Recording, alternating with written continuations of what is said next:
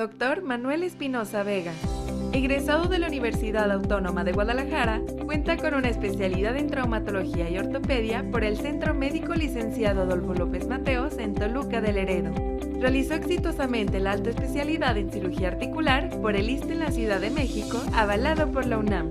Cuenta con una certificación por el Congreso de Ortopedia y Traumatología, así como una especialidad en cirugía articular en el Hospital Regional Licenciado Adolfo López Mateos en Ciudad de México.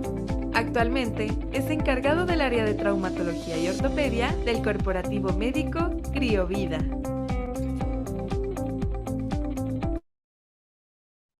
Hola, buenas noches. Soy el doctor Manuel Espinosa. Soy médico especialista en traumatología y ortopedia. Trabajo junto con la clínica CrioVida en medicina regenerativa. El día de hoy vamos a hablar acerca de una de las enfermedades más frecuentes en nuestro país, que es la artritis o artrosis. Ok, artritis y artrosis. ¿Cuál es el término correcto? Los dos son correctos. La diferencia es la etiología. Uno es principalmente de origen mecánico y el otro es de una etiología inflamatoria, ¿de acuerdo? Pero la palabra correcta según la OMS es osteoartrosis, ya sea osteoartrosis o osteoartritis, dependiendo de la etiología. ¿Qué es la osteoartrosis? Bueno, es una enfermedad osteodegenerativa de diferente etiología. Su principal afectación son las articulaciones. Se caracteriza por una degradación del cartílago articular, de diferentes articulaciones, ¿sí? Principalmente las más afectadas dependen mucho de la etiología. Generalmente esa es una patología inflamatoria autoinmune, puede afectar diferentes articulaciones, generalmente articulaciones pequeñas, medianas, y cuando es de etiología mecánica, generalmente se afectan las articulaciones grandes de soporte del peso corporal.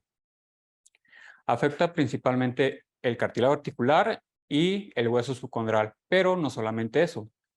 También afecta los tejidos circundantes de las articulaciones, por ejemplo, meniscos, cápsula sinovial, fofa, ligamentos y músculos. Entonces, es una etiología variable.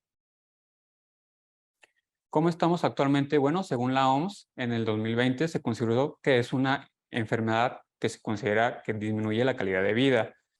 Es una de las principales causas de atención médica en medicina general, no se diga en la especialidad. En México se estima que la prevalencia aproximadamente es de 10.5. A nivel mundial se estima aproximadamente que 579 millones de personas lo padecen en alguna articulación. Generalmente afecta más a mujeres que a hombres, en 11.7 mujeres y en hombres en 8.7. En cuanto a los sitios anatómicos más frecuentes, como les comentaba, depende mucho de la etiología. Generalmente, los estudios de reumatología consideran que las articulaciones más afectadas son manos, pero también se ha descrito que las más afectadas es rodilla y cadera. Se estima que el 80% de los adultos mayores de 60 años ya presentan algún cambio radiográfico. Se considera que es una patología que va muy de la mano con la edad. Generalmente, a mayor edad tenemos a padecer esta enfermedad. Sí, se considera que es una enfermedad que va apareciendo naturalmente con la edad. Para hablarles un poquito,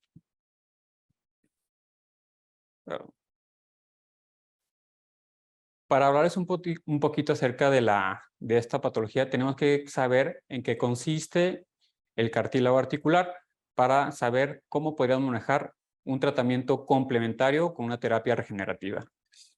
El cartílago, generalmente en el cuerpo humano tenemos tres tipos. Uno es hialino, elástico y fibroso. En las articulaciones de soporte, las articulaciones grandes, el más común es el cartílago hialino. El cartílago elástico se encuentra más en el conducto auditivo, en las orejas, y el cartílago fibroso en los discos intervertebrales, ¿sí? ¿Cuál es su función? Principalmente del cartílago hialino es el soporte, funciona como un soporte, como una estructura y también como un amortiguador mecánico. Es avascular, es aneural, no tiene nervios y no tiene vasos linfáticos. Este tejido muy especializado, por sus características histológicas, son muy difíciles de regenerar. Tiene una matriz celular y una matriz extracelular. La matriz celular está compuesta por condrocitos, condroblastos y los grupos isógenos. Los grupos son las lagunas que son conocidas por un compuesto de condrocitos que estos a su vez generan la matriz extracelular. La matriz extracelular es el punto más importante de este tejido. Contiene principalmente colágeno tipo 2 en el cartílago hialino, elastina, proteoglucanos unidos a cadenas de queratansulfato y condroitinsulfato. Estas son macromoléculas que están unidas al ácido hialurónico y su principal función es mecánico y unido también a glicoproteínas. Siempre hay un proceso de condrogénesis. La condrogénesis, como ya lo saben, es un proceso de regeneración de cartílago. Si les han comentado alguna vez que el cartílago no se regenera, eso no es verdad. Sí tiene un potencial de regeneración y reparación celular, solamente que por sus propiedades histológicas es muy lento. Como es un tejido avascular, es muy difícil su reparación. Generalmente se nutre por difusión. El cartílago sano se nutre por difusión a partir del líquido sinovial. ¿Cómo se lleva a cabo esto? El cartílago hialino está diseñado para tener fuerzas de compresión constante, pero no continua. Quiere decir que el ejercicio de baja intensidad o moderada intensidad ayuda a mantener sano el cartílago y bien nutrido. Sin embargo, por cuestiones mecánicas, una presión sostenida puede causar daño y degeneración a este nivel. El proceso de condrogénesis se lleva a cabo por medio de células mesenquimales condensadas que expresan colágeno tipo 1, 3 y 5. También se lleva a cabo por un proceso de diferenciación celular. Esta diferenciación celular también se lleva a cabo a partir de células mesenquimales que se diferencian en células condroprogenitoras. Las células condroprogenitoras, ¿qué son? Pues son condrocitos, y los condrocitos, una vez diferenciados, empiezan a sintetizar la matriz extracelular y de esta manera se lleva a cabo la condrogénesis. ¿Cuál es la etiología de esta enfermedad? Pues como les había comentado, es muy variable, ¿sí? Lo más común es que sea una enfermedad natural progresiva por la edad. La obesidad, la influencia genética, los traumatismos, enfermedades metabólicas como la diabetes, el hipotiroidismo y la actividad deportiva de alto rendimiento o constante también lleva a producirla. Entonces, si queda claro cuál es una osteoartrosis, es problemas osteodegenerativos de origen mecánico, y una osteoartritis ya sea generalmente son problemas metabólicos como lupus, artritis reumatoide, hemocromatosis o depósito de cristales, por ejemplo la gota. En este caso lo llamaríamos una osteoartritis. El diagnóstico es clínico radiográfico. ¿Cuál es la clínica? Dolor, rigidez, limitación funcional, deformidad, aumento de volumen, crepitación y atrofia. Es muy importante saber que sea cual sea la etiología, siempre va a haber un proceso inflamatorio. No importa si es metabólico, mecánico o traumático, siempre va a haber un proceso inflamatorio en cualquier tipo de etiología. Eso es muy importante para entender cuál es el proceso de reparación y regeneración celular que se lleva a cabo, pero siempre va a haber un proceso inflamatorio. Para las proyecciones que debemos de solicitar para hacer el diagnóstico, siempre deben ser la P y lateral de cualquier articulación que esté afectada. Si es de miembros pélvicos, siempre se tiene que hacer una proyección en bipedestación con carga y de preferencia proyecciones axiales cuando estamos hablando de rodilla, que es una de las articulaciones más afectadas, de 30 y 60, 90 grados. De rutina no está indicado solicitar estudios de laboratorio. En ninguna guía de clínica es necesario solicitar los estudios de laboratorio, a menos que se sospeche de una osteoartrosis secundaria, no primaria. Por ejemplo, adultos o personas jóvenes de menores de 50 años que no es común que presenten esta enfermedad. En ese caso, sí es de manera rutinaria, sí es recomendable empezar a utilizar y solicitar estudios de laboratorio para valorar una causa secundaria. El diagnóstico diferencial es variable.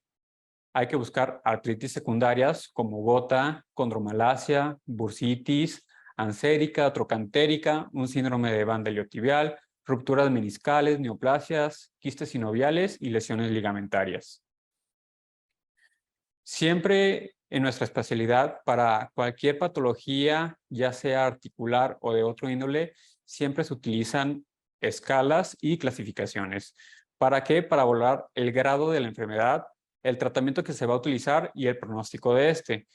Para enfermedades osteodegenerativas, generalmente cada articulación tiene su propia clasificación. Las más afectadas, como les había comentado, son las articulaciones grandes de soporte corporal. Por ejemplo, la rodilla. Para clasificar la artrosis en rodilla, utilizamos dos clasificaciones principales. La más utilizada es la Krieger y Lawrence, que se clasifica en 4 grados, de acuerdo al daño articular. El grado 1 es un estresamiento dudoso con formación de osteofitos.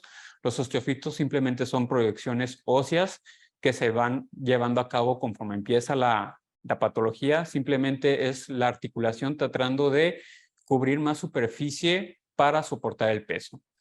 El grado 2 se ve un poco más de estrechamiento a nivel de la interlínea articular y formación de osteofitos ya marcados. El grado 3 hay un estrechamiento ya más marcado de la línea articular, hay esclerosis subcondral, que es la línea blanca que se forma en el hueso porque se empieza a formar más hueso por el soporte que está por el soporte de la articulación y se empieza a ver un poco de deformidad. El grado 3 es prácticamente una pérdida completa de la línea articular y una deformidad avanzada. La clasificación de Albach también es muy utilizada. Este se basa más en el grado de disminución del espacio articular. El grado 1 es menos del 50%, el grado 2 es el de 50 a 100, un grado 3 es cuando ya hay disminución completa de la interlínea articular, hay contacto hueso con hueso, pero es menor a 5 milímetros. Y un grado 4 es mayor a 5 milímetros, quiere decir que ya empieza la deformidad y los defectos óseos. Para cadera tenemos una clasificación que se llama TONIS, es la más aceptada a nivel mundial y la que más se utiliza. Esta clasificación es para coxartrosis. La coxartrosis es la osteoartrosis de la cadera. Existen 4 grados.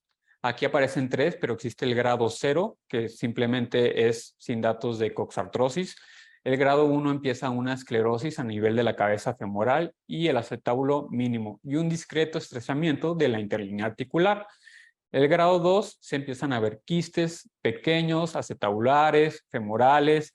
Hay una disminución ya más marcada de la interlínea articular y la deformidad de la cabeza femoral es poca o casi nada marcada.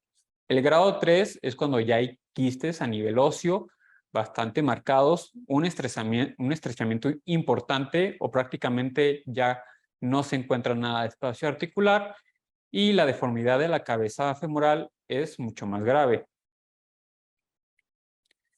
Siempre que nos lleguen pacientes de este tipo de enfermedad a nuestro consultorio, para empezar el tratamiento se recomienda siempre hacer escalas funcionales.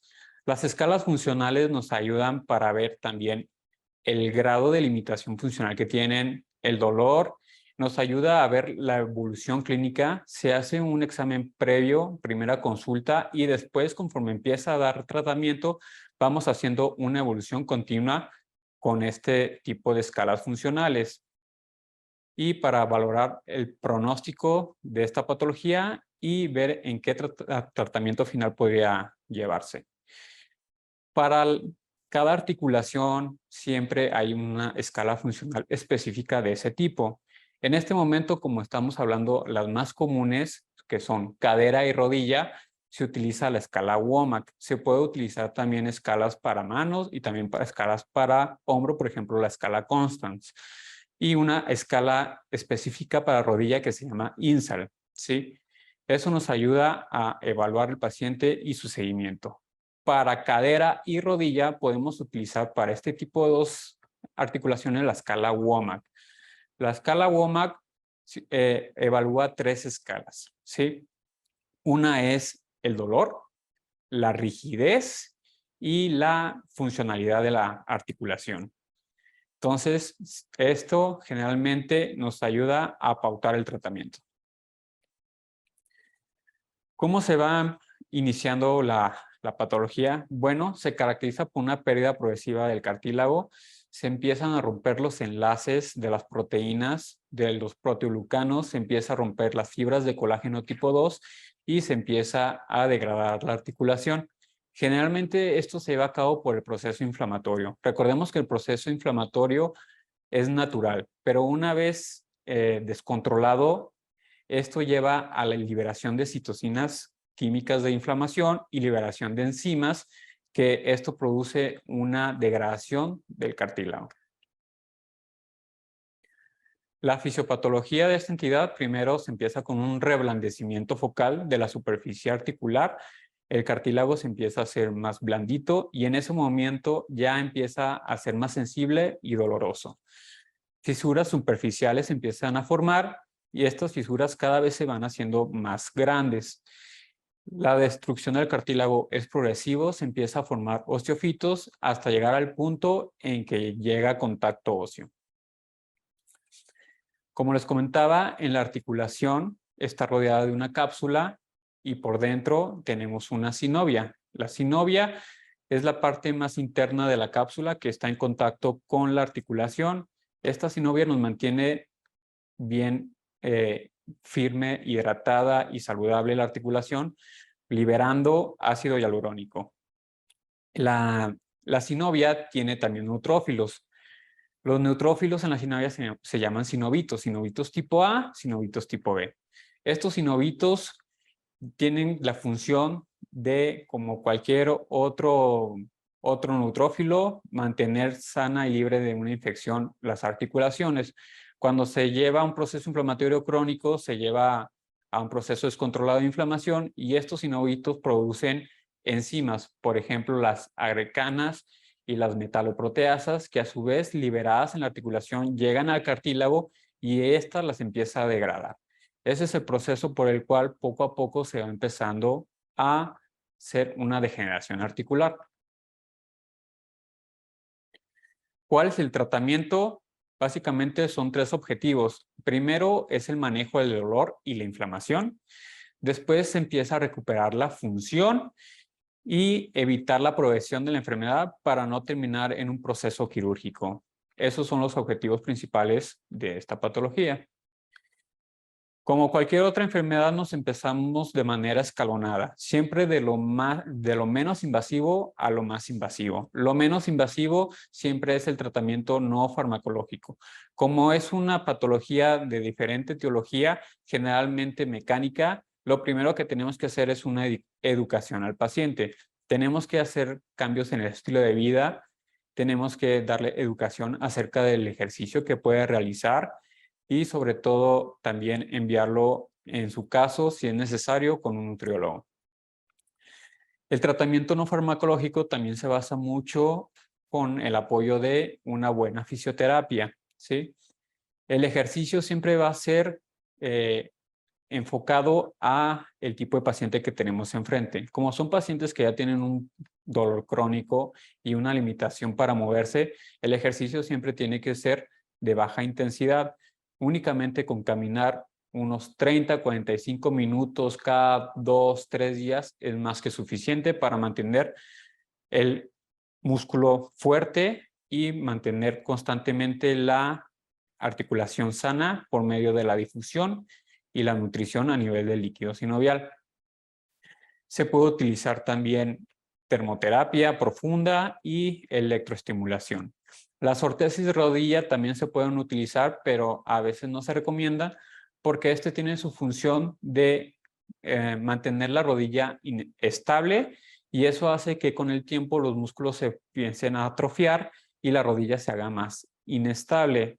Una rodilla fuerte, estable, hace que la articulación se mantenga fuerte y evite la progresión de la enfermedad. Este tipo de ortesis generalmente las utilizamos cuando hay deformidades óseas.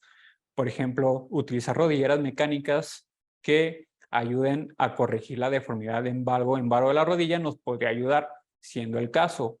o, por ejemplo, utilizar plantillas en cuña medial o en cuña lateral si tiene algún tipo de deformidad angular. Otro tipo de tratamientos no farmacológicos, no invasivos, son los vendajes, el uso de campos magnéticos, la estimulación muscular y los ultrasonidos, que actualmente en artículos científicos no está completamente muy bien estudiado y podría tener un efecto más placebo. El tratamiento farmacológico, de manera también paulativa, se empieza a utilizar de lo más agresivo, de lo menos agresivo a lo más agresivo. Por ejemplo, lo podemos empezar a utilizar paracetamol únicamente y después combinarlo con AINES en caso de que no funcione. Sí, no se recomienda tanto dar medicamento tipo AINE. ¿Por qué? Por el proceso gastrointestinal que tienen. Generalmente causan mucha gastritis y problemas gastrointestinales. Entonces, generalmente se recomienda únicamente paracetamol y tratamiento no farmacológico. Pacientes que no funciona este tipo de manejo, podemos empezar a utilizar inhibidores COX-2, por ejemplo, que es el famoso Celebrex o la Arcoxia. El problema de estos tratamientos es que no lo podemos utilizar de manera prolongada. Generalmente es para el proceso de dolor agudo. Lo único que podríamos utilizar de manera prolongada es el paracetamol. Tampoco podemos utilizar los AINES de manera prolongada porque podemos causar una úlcera gástrica. La glucosamina y el condroitin sulfato son parte del cartílago que les había comentado. Esto se utiliza como un condroprotector. Sí está indicado en las guías, sí se puede utilizar para mantener el cartílago hidratado y tratar de que no progrese tan rápido la patología. Algunos artículos lo manejan como si fuera un efecto placebo sin tanta concluyencia, pero sí se puede utilizar. El otro paso que podemos utilizar cuando estos fármacos no nos están ayudando, podemos empezar a utilizar opioides débiles, opioides un poquito más fuertes. Y podemos también utilizar tópicos en las articulaciones. Y el último punto, empezar a utilizar fármacos intraarticulares. El uso de las infiltraciones articulares. Hay varios tipos de medicamentos, hay varias formas de hacerlo. Generalmente se utilizan corticoides, viscosuplementación, plasma rico en plaquetas, ozono, células troncales mesenquimales y exosomas. Todos tienen su función, todos se pueden utilizar, todos tienen sus pros y sus contras. Al utilizar corticoides, el corticoide, como ya sabemos, el uso prolongado puede causar la atrofia de cualquier tejido. Si utiliza de manera prolongada este tipo de corticoides, yo sé que les ayuda mucho a desinflamar y quitar el dolor de manera casi inmediata, pero no se puede utilizar de manera prolongada. Generalmente son 2 o 3 infiltraciones por año. Y también si son pacientes que tienen uso además de vía oral, pues está todavía un poquito más contraindicado, y pacientes con diabetes. La viscosuplementación también se utiliza como un complemento, el plasma rico en plaquetas y el ozono. Acerca de las células troncales mesenquimales, bueno, ese es para mí un tratamiento complementario a todo esto. Siempre se tiene que ser un tratamiento mixto, no siempre utilizar solamente una cosa. Algunos manejan como una alternativa para hacer este tipo de manejo, pero para mí es un tratamiento complementario junto con todo lo demás que ya les había comentado. ¿Cómo funciona este tipo de terapias? Bueno, las células troncales mesenquimales sabemos que son células no diferenciadas que, una vez llegado a un tejido dañado por medio de citocinas inflamatorias, receptores bioquímicos de inflamación, llegan a ese tejido y empiezan el proceso de diferenciación celular. Lo que quiero que quede claro es que principalmente este tipo de células tienen factores de crecimiento y inmunomoduladores. Esto hace que principalmente tenga un efecto antiinflamatorio inmunomodulador. Por eso se utiliza mucho en patologías con un aspecto autoinmune, por ejemplo, lupus o artritis reumatoide, que vendría muy bien de la mano cuando ya tienen artritis reumatoide, lupus o alguna enfermedad autoinmune que ya presentan grados avanzados de osteoartrosis. Su principal función es, se coloca de manera articular y lo primero que van a causar es una desinflamación de la zona por su efecto inmunomodulador, ¿sí? Tienen factores, por ejemplo, factor de interleucina 10 que evita la inflamación y prostaglandinas 2 y factor de transformante beta. ¿Sí? Esto hace que regula el proceso inmune y evita que los sinovitos tipo A, los sinovitos tipo B empiecen a liberar más enzimas. Una vez esto, también con el tiempo, primero tiene su proceso antiinflamatorio y con el tiempo empieza la reparación y la regeneración celular. Esto no es inmediato, tarda generalmente unas semanas a meses para que empiece el proceso de regeneración. Primero tiene que llegar el proceso antiinflamatorio y después empieza la regeneración y la reparación celular. Esto tarda aproximadamente unas semanas a meses. Se ha hecho varios artículos actualmente. Cada vez lo más estudiado es el uso de células troncales mesenquimales en enfermedad de osteoartrosis. Se han utilizado diferentes dosis en diferentes laboratorios. Generalmente las dosis bajas, medias y altas, o una dosis baja aproximadamente de 10 millones de células, una dosis media de 25 y una dosis alta de 50 o más. Se ha visto que con el uso de esta terapia empieza un proceso de regeneración a nivel de no solamente cartílago, sino también de hueso subcondral y la desinflamación de la cápsula y la sinovia. En este artículo se utilizó pacientes de una gonartrosis grado 2 y 3. Generalmente una gonartrosis avanzada grado 4 tiene un pronóstico más pobre. Entonces fue una exclusión para este estudio. Los pacientes que tenían grado 2, grado 3 son los más indicados para utilizar este tipo de terapia. Antes de empezar el tratamiento, se realizó un estudio por medio de la artroscopía para ver el tipo de lesiones que tenían. Se hizo una línea base antes de la aplicación y una posterior a los 6 meses. Se vio que a los 6 meses, a utilizar dosis alta, llegaba a una reparación y una regeneración importante. Además de utilizar las escalas funcionales que les había comentado, se utilizó la escala WOMAC, viendo una mejoría bastante importante. Después de empezar a utilizar el tratamiento conservador, no queremos llegar al tratamiento quirúrgico, pero es otra opción. La primera opción es una artroscopía, una limpieza articular, un desbridamiento de la inflamación que se tiene para evitar que se siga progresando.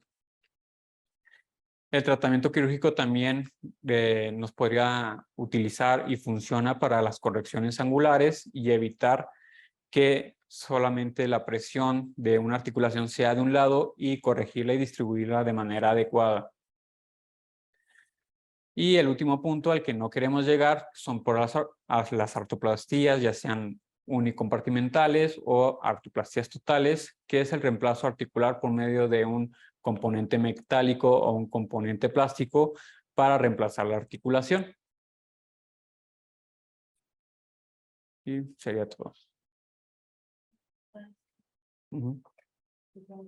Vamos a pasar a las preguntas.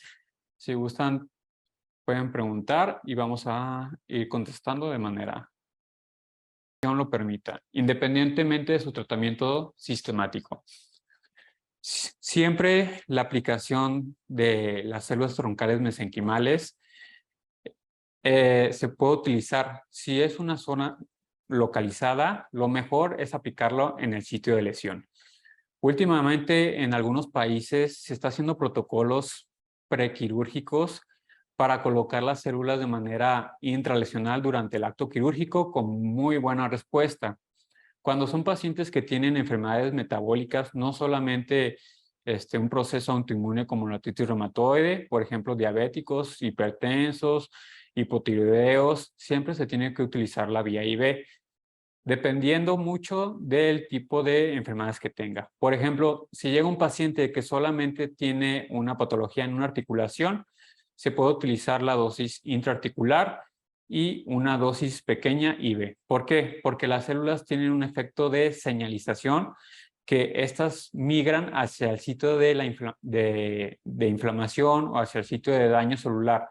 Entonces, quiere decir que no todo el porcentaje de la dosis aplicada, ya sea articular, intralesional, músculo, donde se quiera aplicar, se queda en el celular, tiende a migrar.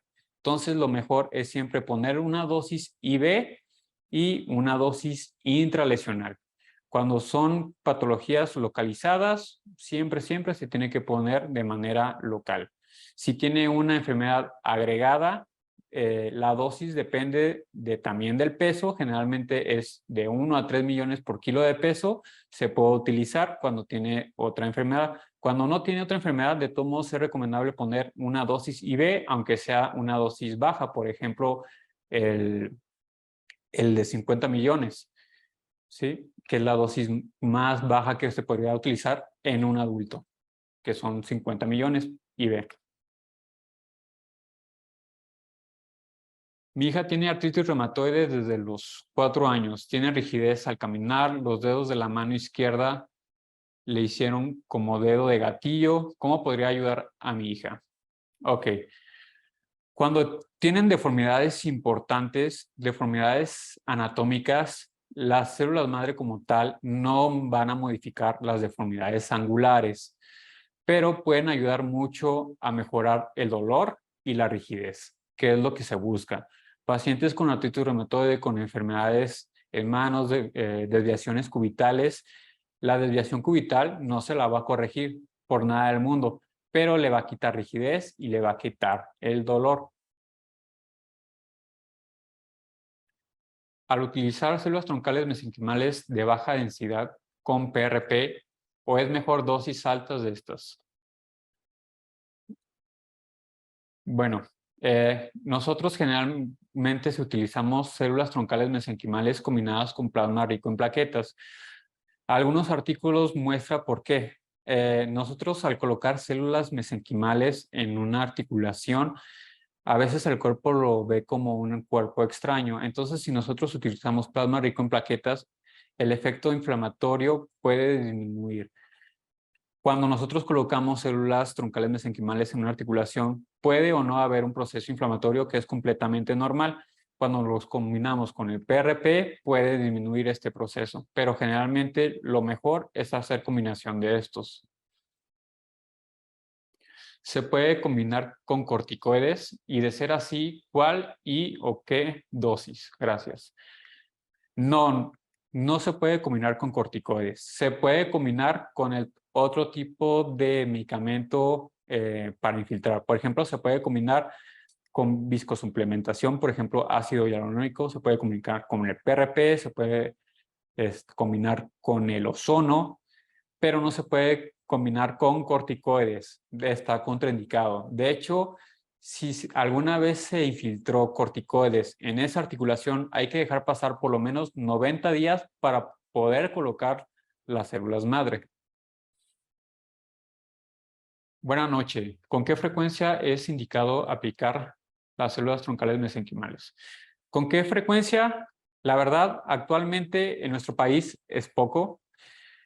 En la especialidad no nos enseñan a utilizarlas.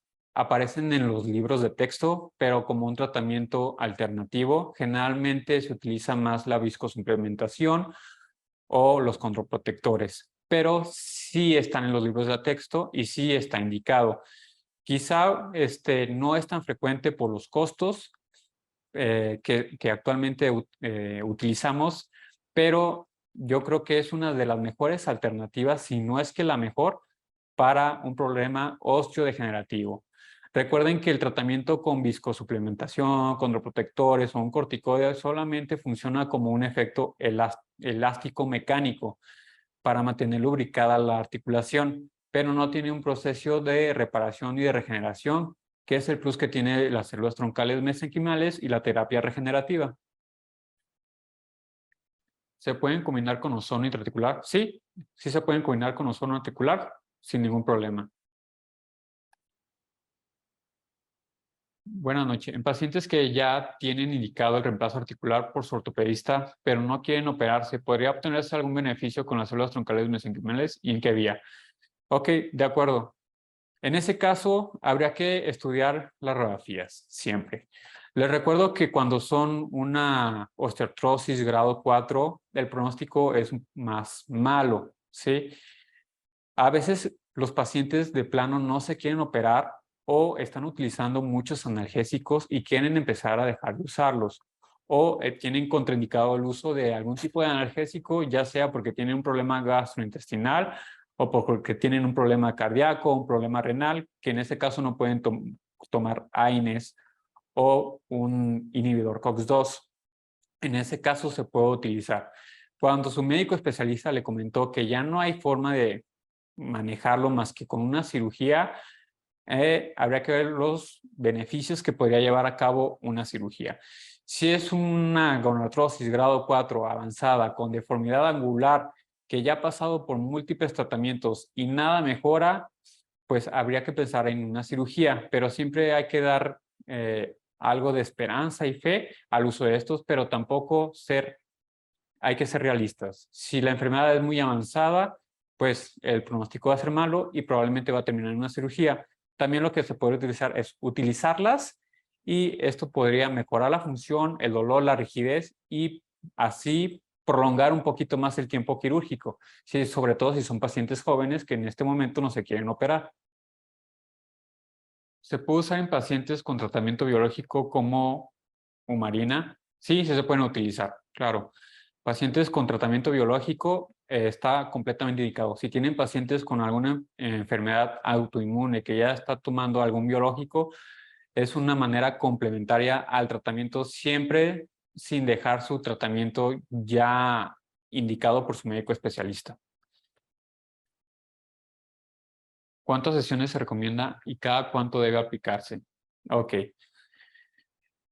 Para hacer esto se tiene que hacer un protocolo antes de utilizar la terapia. Depende mucho del grado de desgaste que tienen. Generalmente cuando son grado 1, 1 que es lo más bajo, se puede utilizar una dosis baja, que es el Osteocel, que son 10 millones. Cuando son grados un poquito más avanzados, grado 2, 3 o hasta 4, de primera línea hay que utilizar primero una dosis un poquito más alta, que sea de 25 o 50 millones de manera inicial, y después de ahí empezar con el tratamiento de mantenimiento.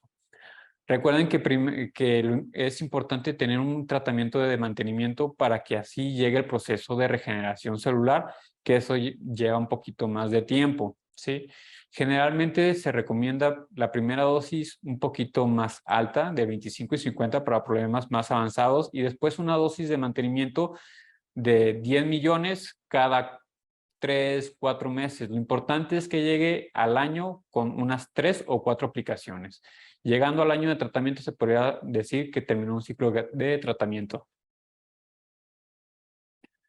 Si logran regenerar el cartílago, ¿hay evidencia de esta? Sí, sí hay evidencia. Se pueden meter a PubMed y buscar tratamiento de osteodegenerativo con células madre.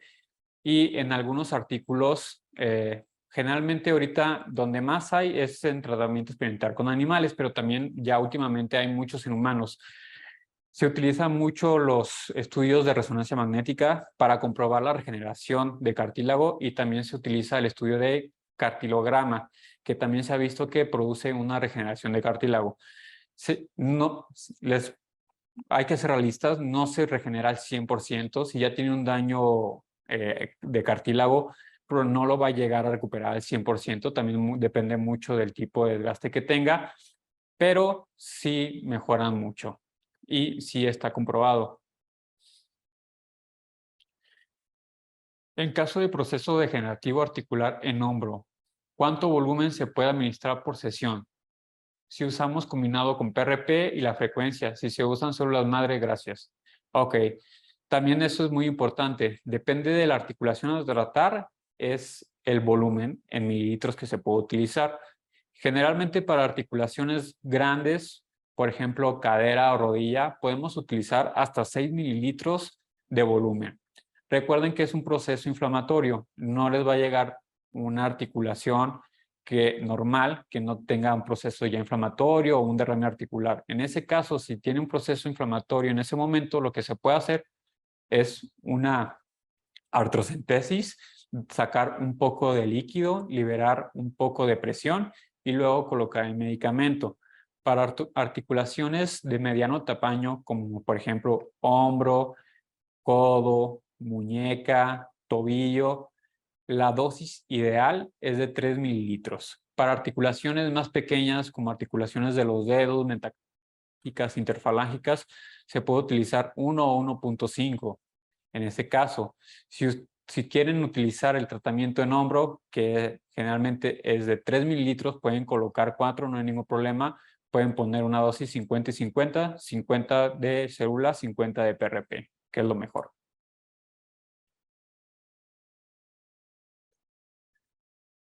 Complementarías con el consumo de proteínas, ya que hay lactosueros con todas las proteínas, minerales y vitaminas, como la espergínica. Sí, los tratamientos, los suplementos alimenticios sí se pueden utilizar. Hay que tener cuidado con el tipo de suplementos que se utilizan, porque muchos utilizan suplementos, que no quiero decir marcas, que tienen un corticoide. Toman el suplemento supuestamente y tienen un alivio casi inmediato del dolor. ¿Por qué se lleva a cabo? ¿Por qué? Porque tienen un corticoide y eso les ayuda a quitar el dolor y normalmente lo usan de manera rutinaria. Es importante qué suplemento le va a indicar a su paciente para ver qué puede manejar y qué no. Los suplementos con lácteos, colágeno, condroitin sulfato, cartílago de aleta de tiburón, el ácido hialurónico que viene de la cresta de gallo, se pueden utilizar sin ningún problema, siempre checando que no tenga un corticoide de suplemento que se le va a dar. Cuando todavía no hay dolor, pero se ve que existe el desgaste en grado 1 en cadera.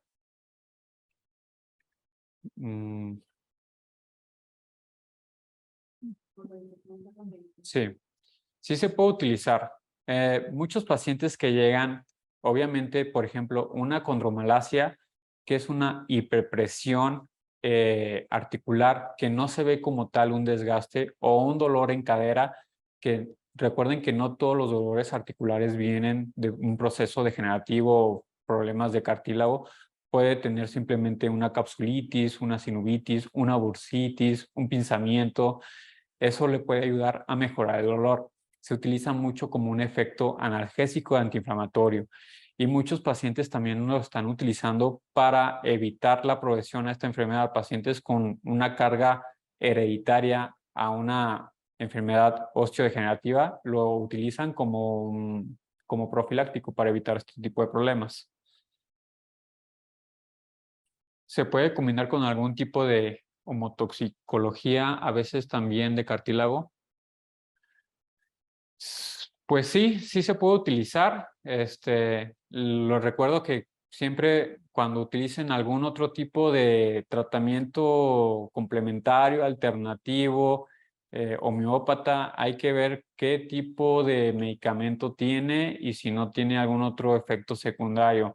No solamente ya que sea tener corticoide, hay que ver que no tenga un problema después de falla renal, porque sí se ha llegado a casos al utilizar medicina de otro tipo, de índole.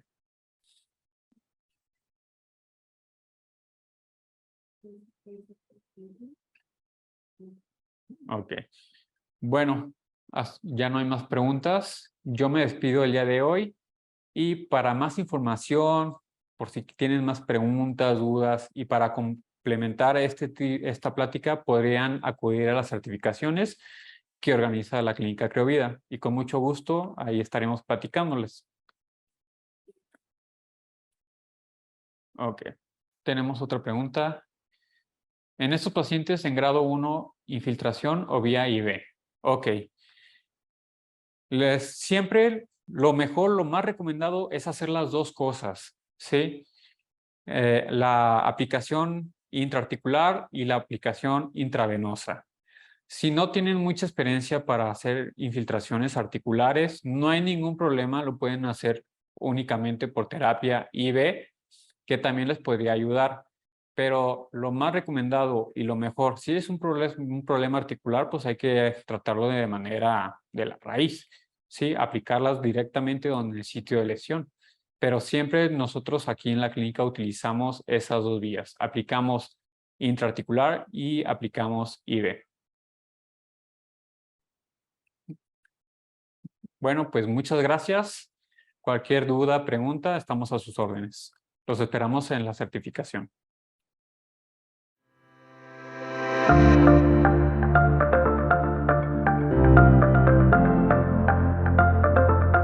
Hola, ¿cómo están? Soy Víctor Manuel Flores, director de Laboratorios en Criovida. El día de hoy les vengo a hablar de algo muy importante que tiene que ver con la regulación sanitaria en México. En nuestro caso, Laboratorios Criovida somos una empresa que cuenta con todos los permisos autorizados al día de hoy por la COFEPRIS. ¿Qué quiere decir esto? En primera instancia contamos con nuestro registro de responsable sanitario, en el cual aparece nuestro fundador y director, el Dr. José Medina Flores. También contamos con nuestra licencia para reproducción asistida. ¿Qué quiere decir esto? En esta licencia nosotros tenemos la oportunidad de poder llevar a cabo los procesos de FIV o de fertilidad in vitro, además de que con ello podemos llevar a cabo los procedimientos de toma de tejido endometrial para que posteriormente hagamos la expansión celular en el laboratorio. También tenemos una licencia avalada por la COFEPRIS denominada Centro de Colecta. Esta nos permite que una vez que nosotros tomamos el tejido de la donadora podamos llevar a cabo la expansión celular de la misma. A la vez, también contamos con otra licencia, que es la de Banco de Células Troncales y Progenitoras. Esta es muy importante hoy en día porque nos da el aval de que en México somos de las pocas instituciones que manejan el tema de la terapia celular que cuentan con la licencia, ya que nos permite no solamente expandir, sino poder llevar a cabo pruebas de control de calidad a las mismas. Y a la par, también contamos con otra licencia, que es denominada como Medicina Regenerativa. Entonces, esto es bien importante y se los hago saber a ustedes para que cuando busquen una opción en cuanto a terapias alternativas que tiene que ver con medicina regenerativa, vayan y busquen lugares que cuentan con todos los permisos avalados por la COFEPRIS en México. Nosotros contamos con ellos. Únanse, acércanse y con toda confianza les podemos responder sus dudas desde la parte legislativa en lo que corresponde a temas de COFEPRIS, ya que nosotros estamos totalmente regularizados. Y por último, ante cualquier duda o comentario, no duden en comunicarse con nosotros en Criovida, ya sea la parte de nuestros ejecutivos o su servidor, les estaremos dando respuesta y asesorando en todos estos temas de regulación sanitaria, ya que es muy importante que ustedes como médicos que van a llevar a cabo las aplicaciones también se encuentren normalizados ante este tipo de situación. Sin ningún problema, esperamos su contacto, su mensaje para poder responder sus dudas. Muchas gracias.